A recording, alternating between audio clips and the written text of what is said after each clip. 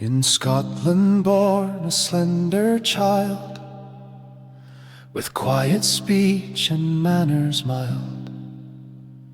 Young Charles grew up beneath the shade of Prince Lord Henry, nature made. When Henry died, the crown drew near, and Charles was named the royal heir. In 1625 he took the throne to rule and thrive, a solemn king with serious grace, a noble look upon his face. He believed God gave him total right to rule his land with sovereign might. He married Queen Henrietta Maria, a princess bride from lands afar, a Catholic bride from sunny France, which set the Protestants askance. The people watched with heavy doubt, and rumors quickly spread about. Young Charles believed in divine right, that kings were ruled by heaven's light. No parliament could check his hand, nor tell him how to lead his land. He locked the doors and sent them home, and chose to rule the realm alone.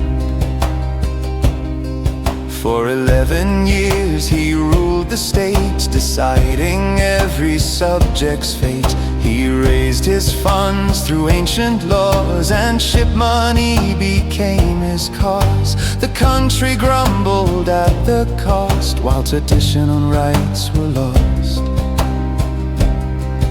With Bishop Laud he sought to bring one church to serve the British king. He sent a prayer book to the north, where Scottish anger bubbled forth. The Scots defied the royal word, and raised in rage the sharpest sword. To fight the Scots he needed gold, and so the Parliament was called. The short, the long, they met again, with bitter words and angry men. They demanded rights and took control, and sought to tame the monarch's soul. They took his friends, his loyal men, and executed Strafford then. The tension grew like rising smoke, until the royal patience broke. He stormed the hall with armed men, to arrest 5 members in their den.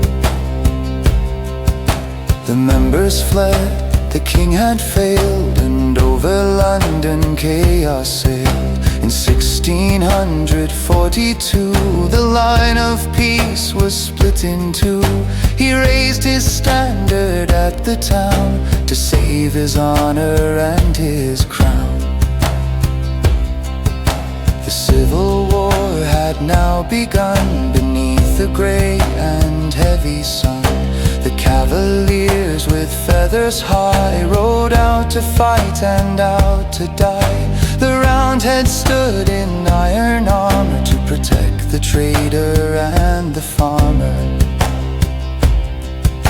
At Edgehill first the blood was shed, where many fell and many bled.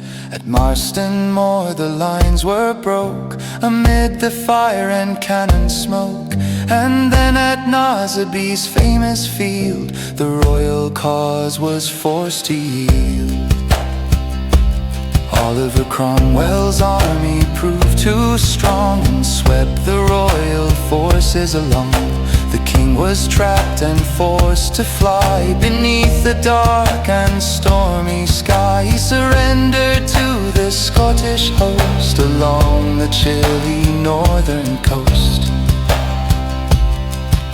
The Scots then sold him for a price, and turned him over in a trice. Though captured now he played his game, and stirred the embers into flame. A second war broke out in vain, which brought more sorrow and more pain. The soldiers grew in anger deep, no longer promises to keep. They purged the parliament of foes and formed a court as winter rose. They called the king to stand his trial without retreat or long denial. To Westminster Hall the sovereign came. They called him traitor in their name. He sat upon a velvet chair and looked around with distant stare. He would not plead or bow his head to men who held no right, he said. No court on earth can judge a king, nor set aside what God did bring. He spoke with dignity and grace before his stern accuser's face. In vain he argued for the law, while judges sat with solemn awe. The verdict came down hard and fast. The monarch's fate was sealed at last. A sentence meted out by men to die upon the scaffold then. The warrant signed, the day was set, a date the nation won't forget. On January's chilly end, he prepared his spirit to ascend. He wore 2 shirts against the cold, so no one thought him weak or old, or deemed he shook from any fear when his final hour drew so near. Out to the scaffold high he walked, where masked executioners stalked. Beside the banqueting house wall he stood before the gathered all. He prayed in silence, raised his hand, and spoke his final words to the land. He laid his neck upon the block. The crowd stood frozen in a shock. The heavy axe came down with speed to do the dark and bloody deed. A quiet groan went through the crowd as sorrow wrapped them like a shroud. So fell the king who held the throne and tried to rule the realm alone. A man of art, of faith, of pride, who fought for what he held inside. His tragic life and solemn fall are remembered now by one and all.